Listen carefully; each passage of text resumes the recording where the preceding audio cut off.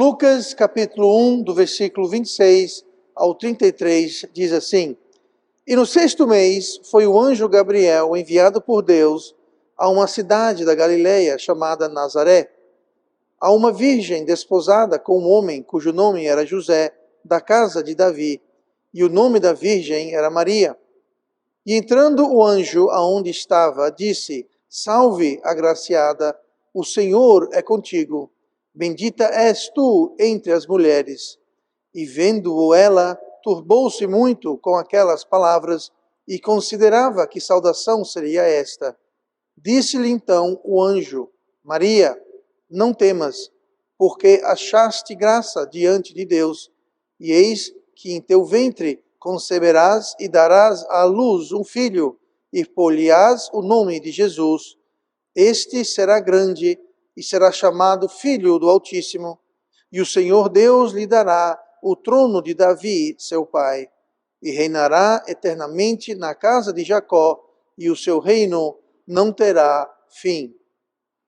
Nós lemos agora o anúncio do anjo Gabriel a Maria.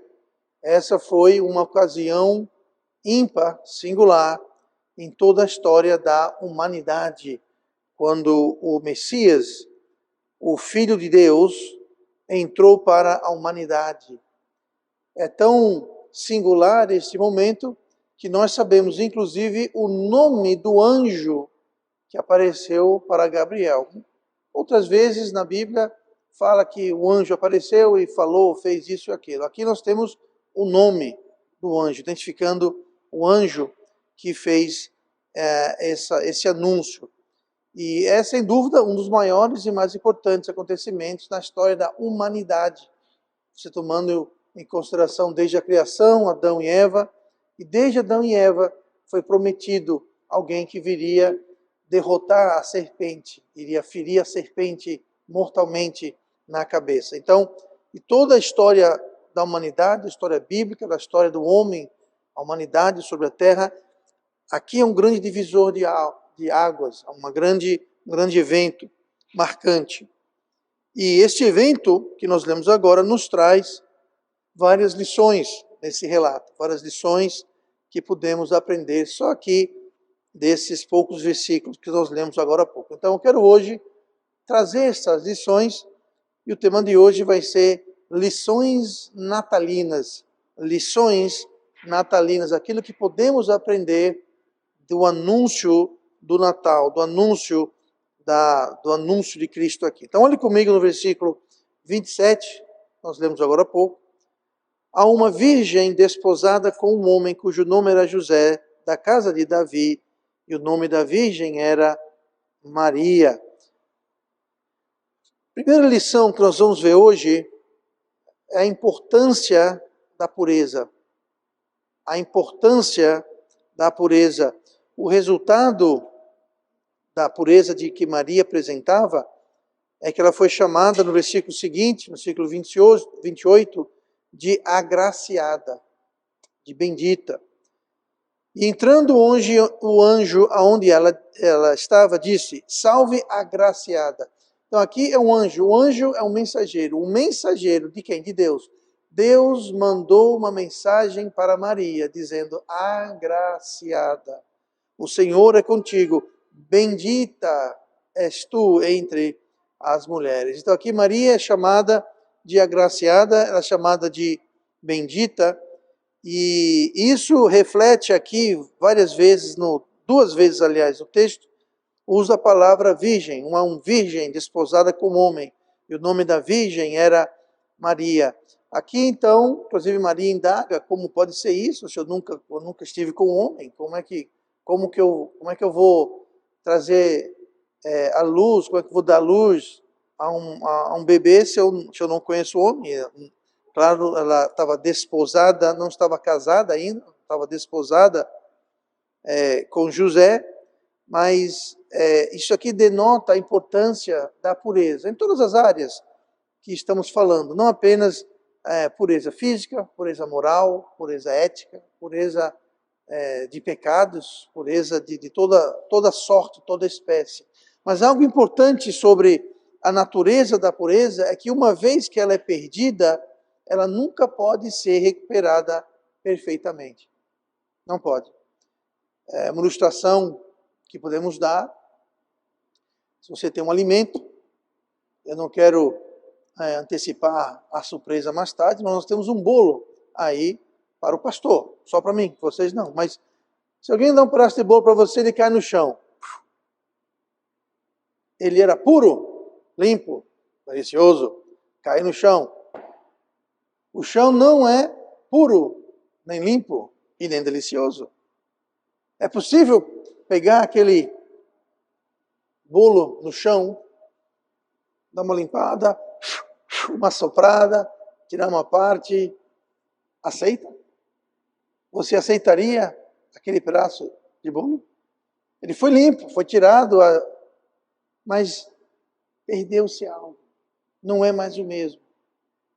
Dizem que aquele nefasto Bill Gates desenvolveu uma tecnologia onde a água do esgoto, a água da fossa, ela é tratada para ser utilizada como água potável, para lugares onde não tem saneamento, etc. e tal. Então ele bolou lá um esquema e pode pesquisar, isso é verdade. Eles pegam a água dos resíduos da casa toda, do banheiro, da cozinha, da lavanderia, de tudo. Vai tudo para um grande tanque, aquela sopa maravilhosa, aquela água ela é tratada. Aí sai um copo aqui assim, água pura, cristalina. Eu não sei quanto é você, mas eu prefiro passar sede. Eu prefiro até tomar Coca-Cola. Para você ver o meu horror. Eu tomo Coca-Cola, mas não bebo daquela água. Mas foi testada, aquela água foi testada, não tem nada. Não interessa, eu não quero. Eu não quero. Por quê? Porque uma vez que se perde a pureza, você pode limpar daqui, limpar dali, fazer aquilo outro, mas nunca volta ao original. Nunca volta ao perfeito. Reiterando aqui, falamos de pureza física, moral, falamos de pecados específicos, honestidade, ética, moralidade. Mas pureza é algo que se aplica a todas as faixas etárias, todas as idades. Não é algo que é pertinente apenas a um grupo de idade, mas todos nós temos que trabalhar em preservar, manter, defender, proteger a nossa pureza. Agora entenda, Maria aqui foi chamada de agraciada, bendita, mas Maria não era 100% pura. Não sou eu que estou dizendo, ela está dizendo. Se a gente lê no versículo 41 desse mesmo capítulo, Lucas 1, 46, diz assim: disse então Maria, a minha alma engrandece ao Senhor, e o meu espírito se alegra em Deus, meu Salvador. Me diga uma coisa, se alguém precisa de um Salvador, é porque aquela pessoa é um pecador. Lugar nenhum diz que Maria era sem pecado. Lugar nenhum diz na Bíblia que Maria ela era imaculada, perfeita. Tem pessoas que creem nisso. Existe um ensino errado que diz isso, que Maria era tão pura e perfeita, imaculada, quanto Cristo. Isso não é verdade. Porque aqui, com as próprias palavras de Maria, ela fala, o meu Salvador. Só precisa de um Salvador quem não é salvo. Precisa haver um Salvador para entrar e salvar. E Maria precisava de um Salvador. Então existe perdão, existe misericórdia. Ninguém é 100% puro em tudo.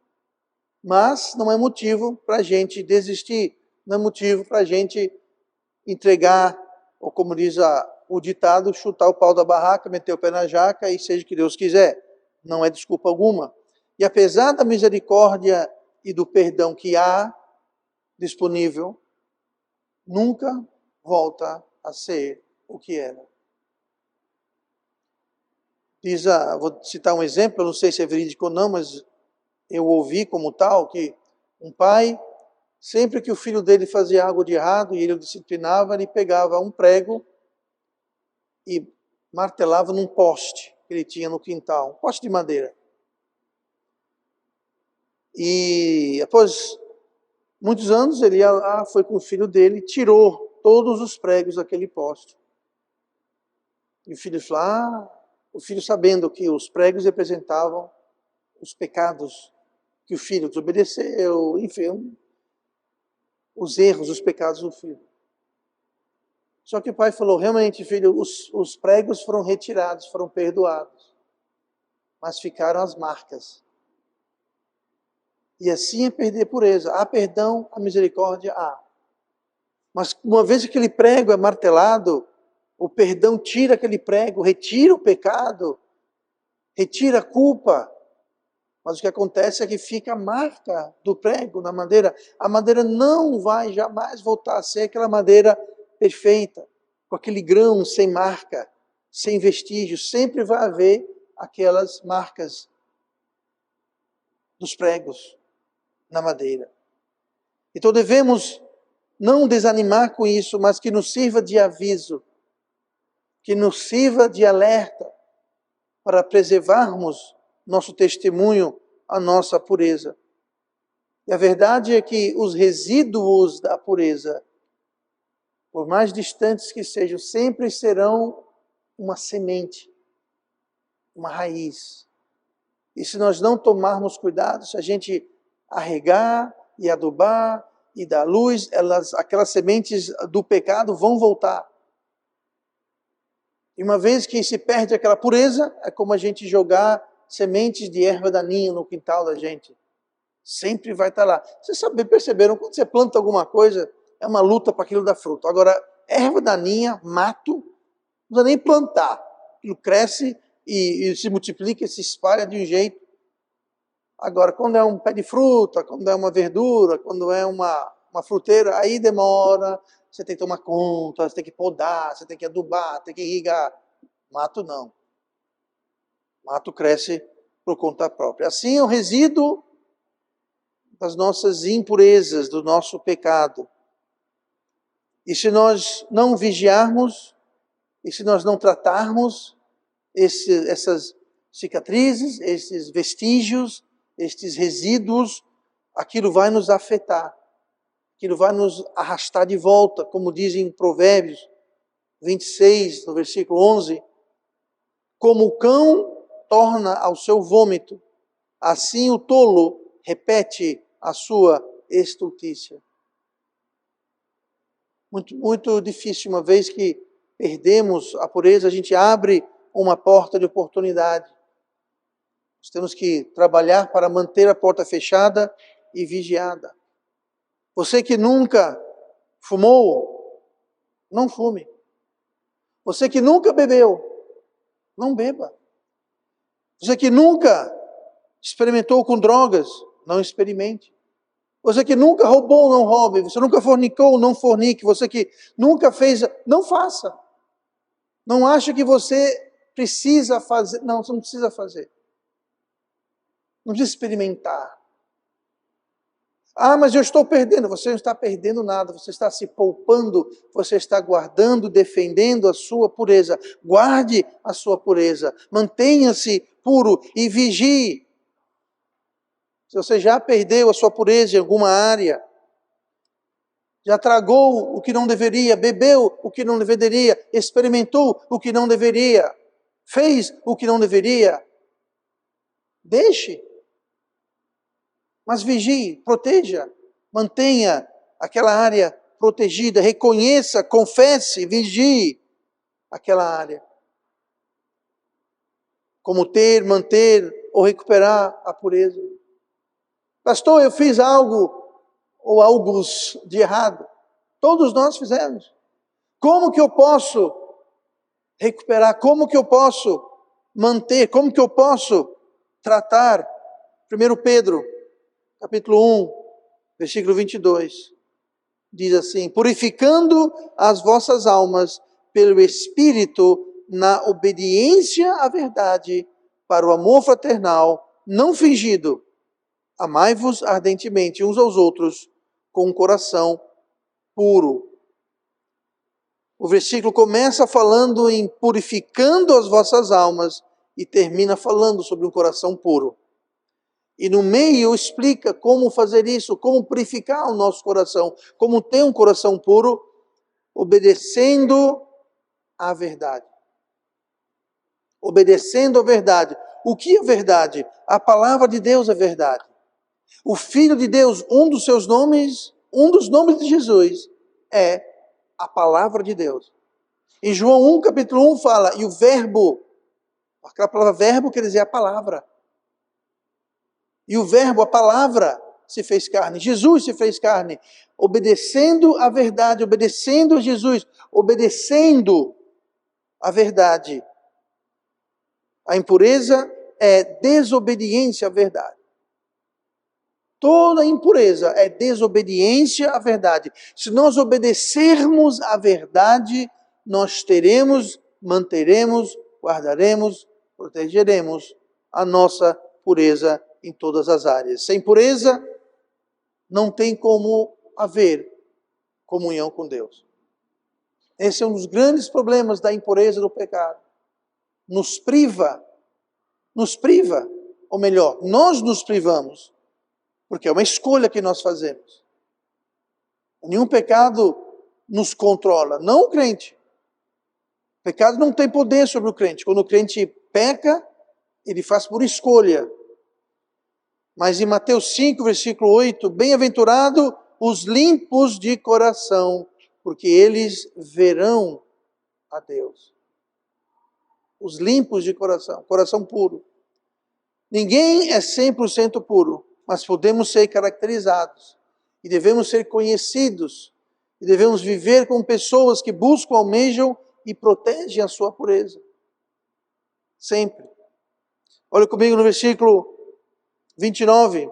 A primeira lição natalina é a importância da pureza. A segunda lição natalina é bem prática. A importância de pensar. Como assim, pastor? Leia comigo o versículo 29. E vendo-o, ela turbou-se muito com aquelas palavras e considerava que saudação seria esta. Considerava, essa palavra considerava é a palavra grega diologizomai. Diologizomai. Ela é composta da preposição dia, a preposição básica, grega. Tem várias preposições básicas, o dia é uma delas. E ela significa através. Aí que vem diálogo, aí que vem diâmetro, e através. Tá? E a outra parte, a palavra logizomai, que ela significa pensar. Literalmente, ela significa tomar estoque, fazer estoque. Literalmente. Mas o sentido de tomar estoque é você pensar, considerar. Então, considerar, ela estava considerando, pensando através tudo que estava acontecendo. O quê? Um anjo aparecendo e, mais importante, aquela saudação. No dicionário português, a palavra considerar significa refletir sobre, ou simplesmente pensar. Pensar. Pense. Pense antes de agir. Que tal essa? Pense antes de falar. Maria não só era pura, mas ela pensava, ela refletia. E nós devemos também refletir, considerar, pensar. Pensar nas consequências daquilo que vamos fazer ou falar. Pensar aonde aquilo vai levar, o quanto que aquilo vai custar. Não pense só no agora, no hoje, no amanhã. Pense mais adiante, reflita. Pense. Considere. Considere o que está fazendo, como está fazendo, com quem está fazendo. Com quem está andando. Quem está seguindo, aonde esse caminho vai levar. Olhe adiante, pense. Algo correto, feito no tempo errado, do modo errado, deixa de ser correto. Já pensou nisso?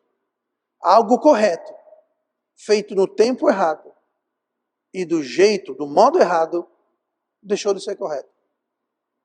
Às vezes Deus traz uma oportunidade, às vezes Deus abre uma porta, Deus mostra o caminho, Deus mostra aquela bênção, aquele destino, Ele mostra ali. E nós colocamos tudo a perder, porque fazemos no tempo errado e do modo errado. E aquilo que era tão certo, maravilhoso, fica desvirtualizado, corrompido, estragado, apodrecido. Pense, considere. Hoje em dia, não se pensa mais. Hoje em dia, todo mundo só age. Só se faz o que quer. Segue-se narrativas. Muitas pessoas nem sabem direito por que agem ou pensam do jeito que pensam. Por quê? Porque não estão pensando, não estão racionalizando, não estão considerando. Eles ouvem alguma frase, alguma ideia bonitinha e correm atrás daquilo. Não estão pensando, estão simplesmente agindo, fazendo. E geralmente é seguindo o próprio coração. Porque eu quero, porque eu gosto, porque eu... Maria considerou aquelas coisas, ela pensou, ela refletiu. Quando Maria se viu perturbada, e a gente sabe disso, que a Bíblia fala que turbou-se o seu coração. Ela se viu perturbada, ela se viu ansiosa com aquela situação. Ela não agiu num impulso. Ela não agiu com uma reação. Entenda, a situação de Maria é muito mais complicada do que nós podemos apreciar. Nós temos uma noiva, que naquela época uma noiva era muito mais impactante do que é hoje. Se você era estava noivo para alguém, você praticamente estava casado, só não estava morando junto, só não estava morando embaixo do mesmo teto, mas vocês estavam, para todos os efeitos, já está tudo selado, tudo assinado, tudo concordado, só não foi morar na mesma casa. Mas era um compromisso muito mais sério. Hoje é sério, mas era muito mais sério naquela época. Tanto que que Deus usa Israel como sendo a noiva de Deus. Indicando que não tem como quebrar, não tem como desfazer. E Deus vai voltar. Hoje Israel está no escanteio no plano de Deus, mas vai voltar em breve. Logo após o arrebatamento, quando Jesus vai juntar a sua igreja nos ares, Israel vai voltar ao centro e à frente dos planos de Deus. Mas entenda, Maria estava então noiva de José. Aí aparece um anjo, obviamente algo divino, não tinha muita dúvida, e diz: você vai engravidar. Você imagine a reação. Você imagine as consequências daquilo para ela. E de fato a Bíblia fala que José, quando soube, quis... Está tudo desmanchado. Aí o mesmo Gabriel foi para José e falou: faz isso não. É o Messias. É o Messias. E José, então, sendo um homem honrado, não desmanchou o noivado. Mas entenda a situação. Entenda quando Maria turbou-se com aquela saudação. Aquilo potencialmente podia causar grandes problemas para a vida dela. Foi o que ela fez? Ela não entrou em pânico, ela não falou: estou fora, não quero saber. Não. Ela louvou a Deus. Por quê? E vendo ela, turbou-se muito com aquelas palavras e considerava, ela pensou, considerava que saudação seria aquela. Bom, o anjo falou que eu vou dar luz ao Messias. Pela descrição que nós temos aqui, Maria conhecia as Escrituras, conhecia as profecias, o trono de Davi, o trono, o reino eterno, ela sabia o que aquilo queria dizer. Mas ela o que? Pensou. Então, uma lição natalina: pense, considere.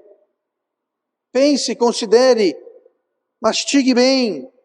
Muita gente se complica agindo assim, impensadamente, impulsivamente, irracionalmente. Não pensam, se agem. Eu quero, faço. Não quero, não faço. Sem pensar direito naquilo que está fazendo. Olhe para a última e terceira lição natalina de hoje. A primeira, a importância da pureza. Todas as áreas. A segunda, a importância de pensar. A terceira lição natalina é a importância da paz. A importância da paz. Versículo 30. Disse-lhe então o anjo: Maria, não temas, porque achaste graça diante de Deus. O anjo falou para Maria: Maria, não temas. O anjo sabia que Maria estava perturbada com aquilo. E o anjo falou: não temas, não tenha medo. Não há paz com temor. Não há paz com temor. O temor tira a paz. O temor é a falta de paz e é o motivo da falta de paz é o temor. Pense, quando você está sem paz, é por quê? É porque você está temendo, você não está sabendo alguma coisa. Pode ser qualquer coisa, não interessa.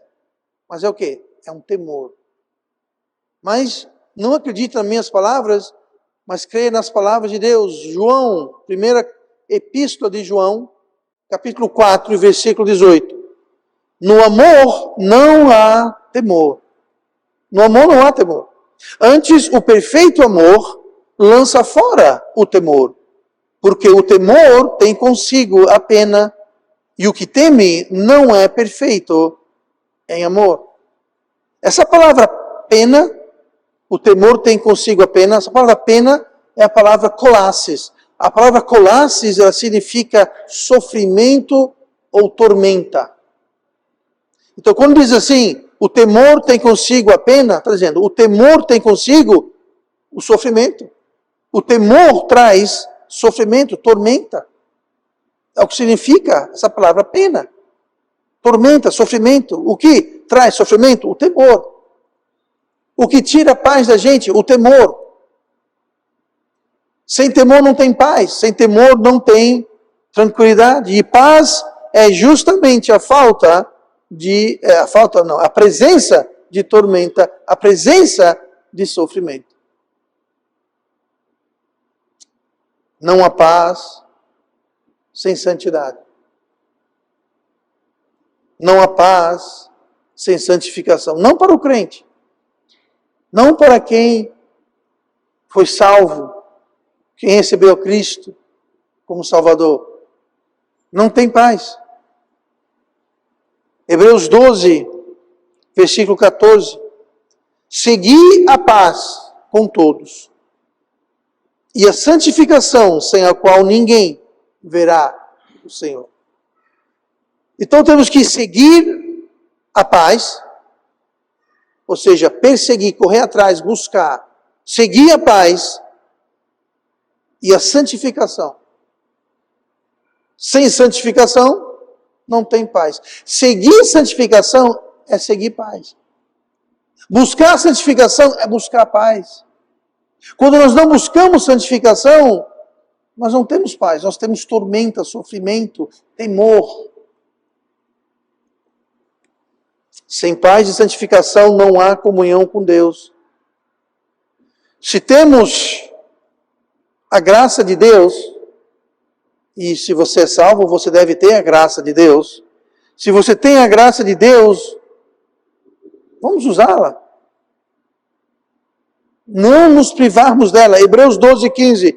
Tendo cuidado que ninguém se prive da graça de Deus, e de que nenhuma raiz de amargura brotando vos perturbe, ou seja, tire a paz. E por ela muitos se contaminem. Como eu falei agora há pouco, nós podemos nos privar da graça, nós podemos nos privar da paz, através de não seguir a santificação. E a graça de Deus nunca falha, mas nós podemos nos privar. Nós podemos falhar nos privando da graça de Deus. A palavra privar, ela significa deixar por vontade própria. Deixar de usufruir ou participar de algo. Abdicar, abster-se. É uma escolha nossa. E nós escolhemos ao buscar a santificação ou não. Santificação nos traz paz. E paz é algo que nós precisamos. Sem paz, nós não temos comunhão com Deus. Sem paz, nós não temos santidade e vice-versa. E sem paz, nós não crescemos e não avançamos. Atos 9:31. Assim, pois, as igrejas em toda a Judéia e Galécia e Samária, na Judéia e Galileia e Samaria, tinham paz. Tinham o que? Paz. E eram edificadas e se multiplicavam, andando no temor do Senhor e na consolação do Espírito Santo. Veja bem, eles tinham paz. E por que tinham paz? Eles eram edificados, eles cresciam, eles se multiplicaram, eles progrediam, porque é preciso haver paz. Paz. A importância da paz. Nas nossas vidas, nas nossas famílias, nas nossas igrejas, nós precisamos de paz. E foi justamente paz que Jesus veio ao mundo trazer. Lá em Lucas 2, versículo 14, quando os anjos apareceram aos pastores que estavam no campo, eles cantaram o seguinte, entre outras coisas: glória a Deus nas alturas, paz na terra, boa vontade para com os homens. Que foi anunciado pelos anjos com o nascimento de Cristo, paz na terra. Jesus veio trazer paz. Ele não veio trazer religião.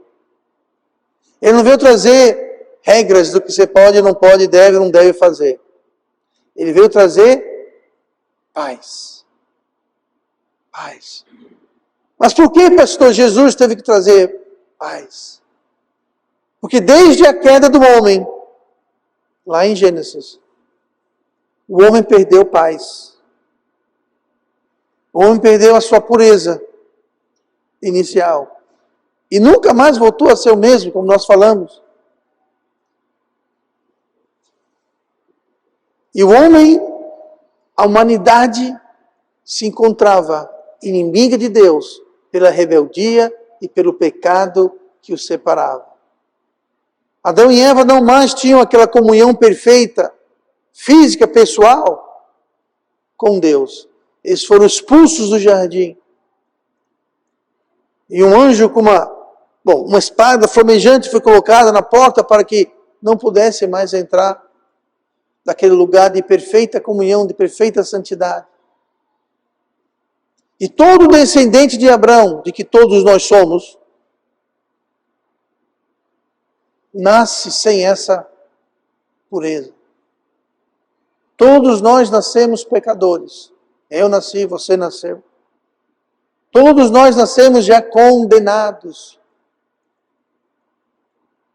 Já nascemos com o espírito morto. Adão e Eva foram criados corpo, alma e espírito. A imagem de Deus, Pai, Filho e Espírito Santo. Quando Adão e Eva pecaram, algo morreu. Não foi o Espírito, pois o Espírito é eterno. O Espírito vai viver aqui nessa terra, ou no céu, ou no inferno. Um desses três lugares. Ou na terra, enquanto no corpo. Quando o corpo morrer, ele vai para o céu ou vai para o inferno. O Espírito não morre. Perdão, a alma não morre. Mas o Espírito, que é aquela parte do homem que tem comunhão com Deus, foi aquilo que morreu. Foi aquilo que causou a expulsão do jardim de Adão e Eva. Que o Espírito morreu. E todo mundo que nasce, nasce com o Espírito morto. E precisa haver em algum momento um novo nascimento. Como Jesus falou para Nicodemos. E esse novo nascimento tem um preço. Foi o sangue de Cristo derramado na cruz. Jesus precisou vir, como ele veio. Estamos celebrando o Natal quando ele veio. O Verbo se fez carne, Seu nome será Emanuel, Deus conosco. E ele viveu aqui na terra de forma perfeita e entregou a sua vida na cruz para ser o nosso pagamento, para pagar o nosso novo nascimento, que é um presente que Deus nos dá. Nós não pagamos nada, nós não fazemos nada, nós apenas aceitamos. Nós aceitamos crendo que alguém pagou aquele preço. E quem pagou aquele preço foi Jesus Cristo, para trazer paz, tirar a inimizade que havia entre Deus e o homem. Deus ama a humanidade, Deus ama o pecador, mas havia algo, pecado, que estava no caminho, que estava atrapalhando. E Jesus veio justamente para pagar o preço de tirar o que separava e trazer paz. Por isso que os anjos disseram, paz na terra. E boa vontade para os homens. Boa vontade de quem? De Deus. Deus que veio buscar, Deus que veio resgatar. Não somos nós que vamos a Deus, foi Deus que veio a nós. Ele nos amou primeiro. E se nós quisermos ter desta paz, que Jesus veio trazer e trouxe, veio pagar o preço e pagou, e ressuscitou ao terceiro dia, provando que ele não tinha pecado e que seu pagamento era perfeito e aceito. Nós podemos receber esse presente, mas tem que receber. Tem que receber. Mais tarde nós vamos distribuir para toda a família um panetone.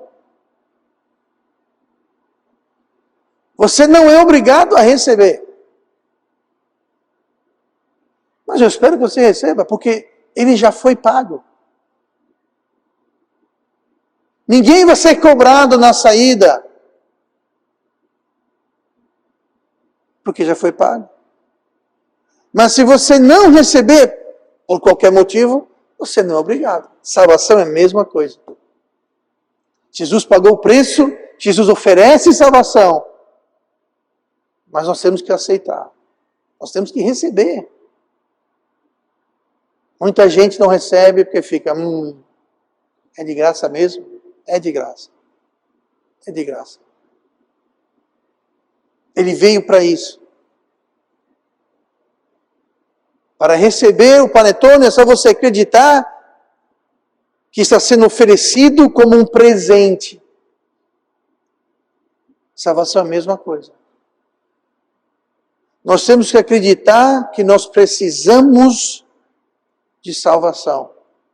Para acreditar que nós precisamos de salvação, como Maria disse. E eu vou ler as palavras dela, que ela falou aqui no versículo 47. O meu espírito se alegra em Deus, meu Salvador. Você quer um Salvador?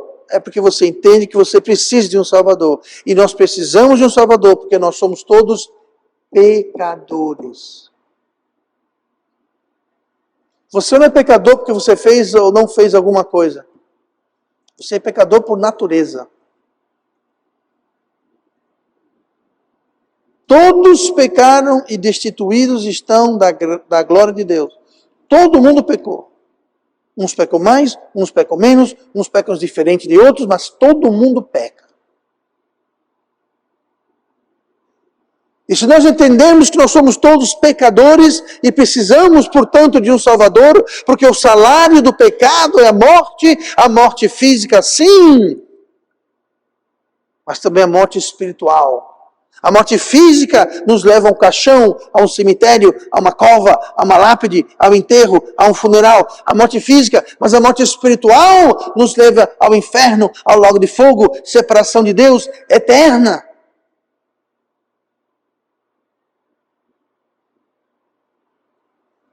E nós somos merecedores da morte física e da morte espiritual. Mas Jesus veio dizer, você não precisa morrer espiritualmente. Você não precisa morrer espiritualmente. Você não precisa saber do inferno. Você não precisa saber separação eterna de Deus. Você não precisa conhecer o lago de fogo. Você pode escapar porque eu, Jesus falando, eu paguei o seu preço. Eu tomei o seu lugar na cruz. Eu paguei a sua pena.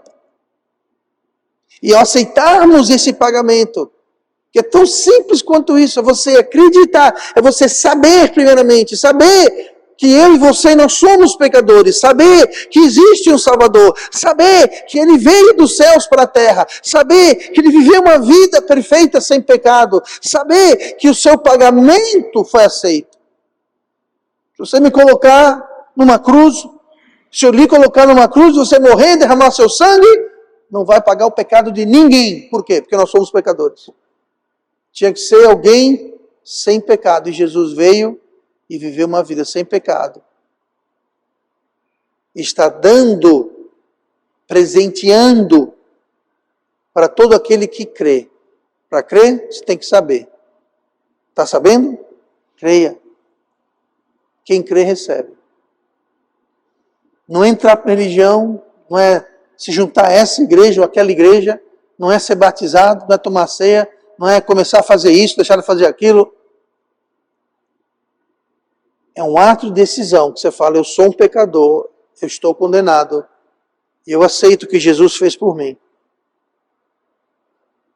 Eu fiz isso dia 21 de julho de 1991, faz um tempinho já.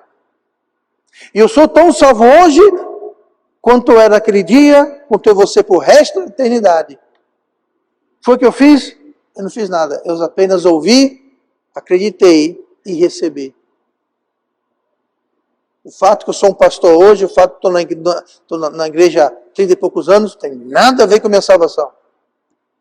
Não contribui em uma grama para a minha salvação. Tudo foi por Cristo. Isso nos traz paz. Paz. Jesus veio, o Natal celebra a vinda de Cristo para trazer paz. Nós temos paz. Estamos nos privando da graça de Deus. Estamos amargurados, como ele diz aqui em Hebreus 12:15, tendo cuidado que ninguém se prive da graça de Deus e de que nenhuma raiz de amargura brotando vos perturbe. O que é isso? Tirar a paz. Tirar a paz. E por ela muitos se contaminam. Quer ver alguém perturbado? Eu fui salvo dia 21 de julho de 91. No dia 20 de julho, um dia antes, eu era a pessoa mais perturbada na face da terra. Dia 20 de julho eu percebi uma coisa. Que eu era um pecador, perdido, condenado. E se eu morresse, eu ia imediatamente, eternamente para o inferno. E eu passei uns 2 dias, dia 19 e dia 20, perturbado. Eu tinha medo de sair na rua. Falei, se eu tropeçar, bater a cabeça no chão e morrer, eu sei que eu vou para o inferno. Se eu for atropelado, eu sei que eu vou para o inferno. Se cair um meteoro na minha cabeça, eu sei que eu vou para o inferno. Se eu engasgar entalado e morrer, eu sabia que eu estava condenado. E eu vivia uns 2 dias perturbado, sem paz nenhuma. Até o dia 21, se não me engano, era uma quinta-feira, posso estar errado, mas se não me engano, era uma quinta-feira, era noite. Eu fui para a casa do pastor Júlio, que havia já pregado o evangelho para mim, e eu falei para a irmã Simone, eu falei, se ele não perguntar para mim hoje, se eu tenho certeza que se eu morresse hoje, eu ia para o céu, se ele não perguntar, eu vou perguntar para ele. Mas ele perguntou. E eu estava pronto. Estava sob convicção, perturbado.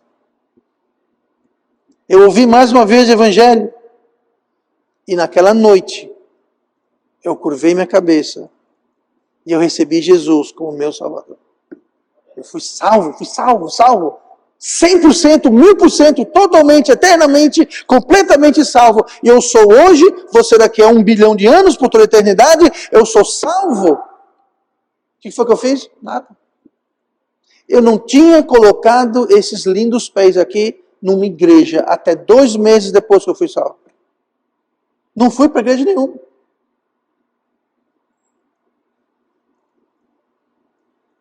Pois é, eu tive paz.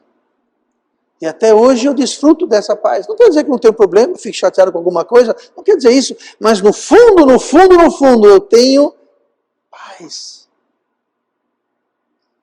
Paz. Deus é meu salvador, Deus é o meu mantenedor, Deus toma conta de mim. Paz. Jesus veio trazer paz. Vamos nesse Natal aprender essas lições importantes. As 3 lições que nós vimos, a importância da pureza, a importância de pensar, considerar, a importância da paz. Tudo isso, vamos usar tudo isso, e que isso reflita em nossas vidas, e que faça uma diferença